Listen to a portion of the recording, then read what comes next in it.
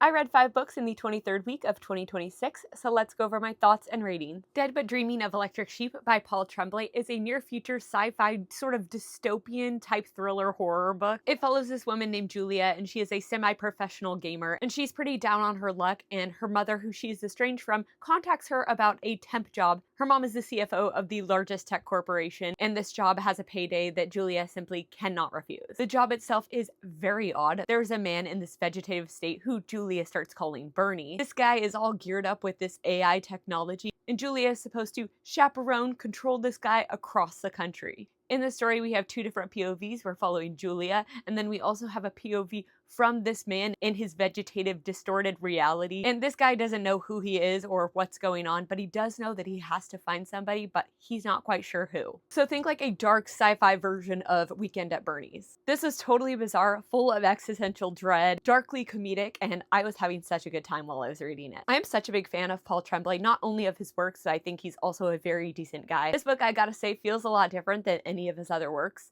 and while it is really unique, there is that familiarity of Paul Tremblay's voice throughout the story, and I was engaged the entire time. I found the FMC Julia in the story very relatable. I had a really good time getting to know her as a character as the story progressed. She has these deep, complicated familial issues that come up throughout the story, and it just really pulled at my heartstrings that time, and I grew really attached to her character. I also really appreciated the commentary on AI and the implications of AI in modern society. I thought it was perfectly woven together with this sort of like puppeteer story with this aging man and this girl who's just lost in life. I just found that all the different elements really work together. Chaotic at times, definitely, but just so captivating and just a really good time. There also is a big like moment for people who have read some of Paul Tremblay's other works. I won't say too much, but I was definitely surprised by this element and really enjoyed it. I rated Dead But Dreaming of Electric Sheep 4.5 stars. Then I read Honey by Imani Thompson, and this is a literary dark fiction about a serial killer. It follows Yrsa, and she is a student at Cambridge University,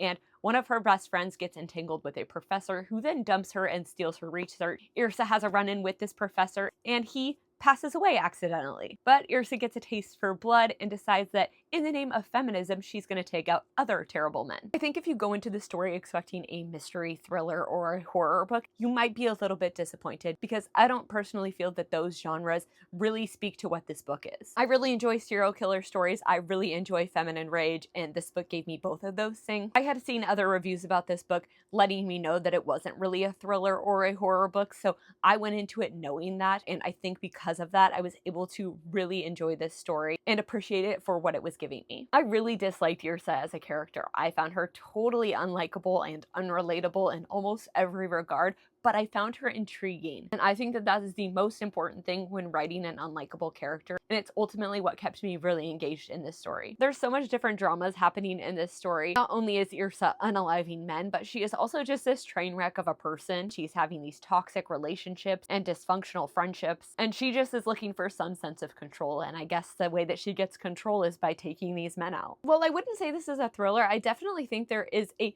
element of suspense in this story. At a certain point, somebody kind of catches on to what Yrsa's doing, and it gives you that level of, is she going to continue to get away with this or not kind of vibe. Ultimately, I did really enjoy this dark read. I'm definitely not obsessed by any means. I found it easy to read. I thought it was charming at times. I thought it was darkly comedic at times, albeit a little risque for my taste at times as well. But yeah, I'm rating Honey by Imani Thompson 3.75 stars. 1,000 Monstrous Forms by Saratoga Schaefer publishes on September 15th. This is a gothic horror sapphic reimagining of the folktale Bluebeard. It follows an artist named Poppy, and she gets swept off her feet by this wealthy art dealer named Celia, and she moves out into her isolated estate almost immediately after they get married. Immediately, the vibes are off in this place. There are strange noises and inexplainable things that Poppy is experiencing. Not long after Poppy moves in, Celia actually has to go away, leaving Poppy totally isolated in this mansion. Soon she discovers a shocking truth hidden in the basement that changes everything. I really enjoyed the atmosphere of this book. I felt like I was alongside Poppy in this isolated mansion, experiencing all of these strange occurrences right alongside her. I have read all of Saratoga Schaefer's other books, and I just really enjoyed their writing. Though I will say this one definitely has a different vibe than any of their other previous works. It's a little bit slower paced in the beginning. It's got this eerie dread to it and this gothic setting. I wish wouldn't say that any part of this story totally shocked me, especially the direction that it took. I definitely anticipated where it was going pretty early on. Even having not known the story of Bluebeard, it kind of just felt like there was only one logical conclusion for where the story was going, but I wouldn't say the predictability of the story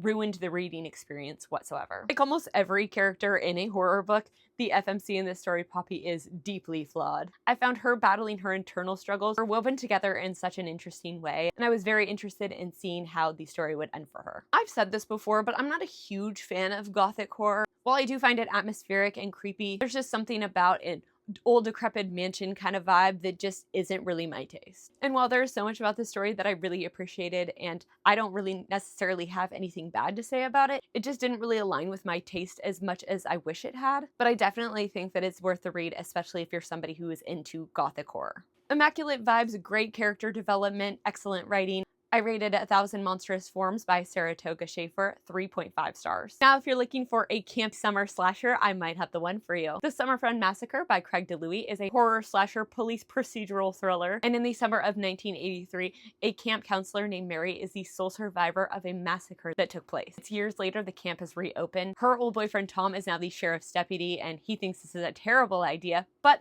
the camp opens anyway, and a massacre happens again. So Tom goes to Mary, and she tells him that she's convinced that the perpetrator of these attacks isn't human at all. We go straight into the horror with this book, right into the action during this massacre, summer camp slasher vibes immediately. Then it sort of shifts into this mystery thriller police procedural kind of vibe, following Tom as he is trying to get to the bottom of what has happened all these years ago and what has currently just happened, who the perpetrator is, and how he can stop it from happening again. It has small town drama, hidden secrets, lots of different twists and turns. It's so easy to fly through, and I think it's great for your summer reading. I didn't by any means think that this was a literary masterpiece, and I found many of the characters relatively shallow. I'm interested in seeing where this story is going to go and how these characters were developed, and I thought that this was just really easy to fly through, and I was ultimately having a good time. It looks like the second part of the story is going to come out in November, and it's a Christmas time slasher, so I think that I'll definitely be checking that out. But yeah, if you're looking for something easy to fly through that has summer slasher vibes, then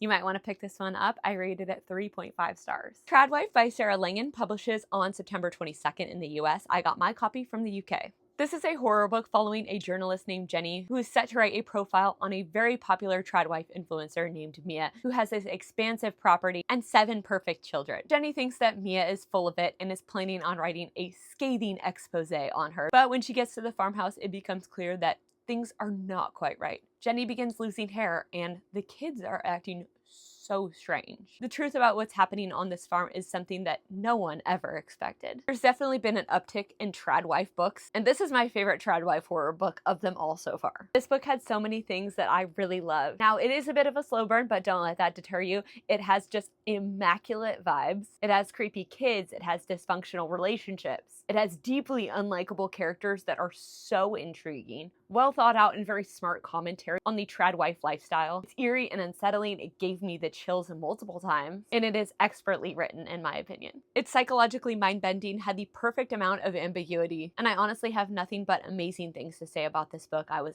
absolutely obsessed with it. I know there's a lot of tradwife books coming out lately, but this nightmarish tradwife story is definitely one you do not want to miss. Again, it comes out on September 22nd. I rated Tradwife by Sarah Langan 5 stars. Thank you so much for watching. Please drop me a comment and let me know your favorite book from 2 weeks ago. My favorite, of course, was Tradwife by Sarah Langan.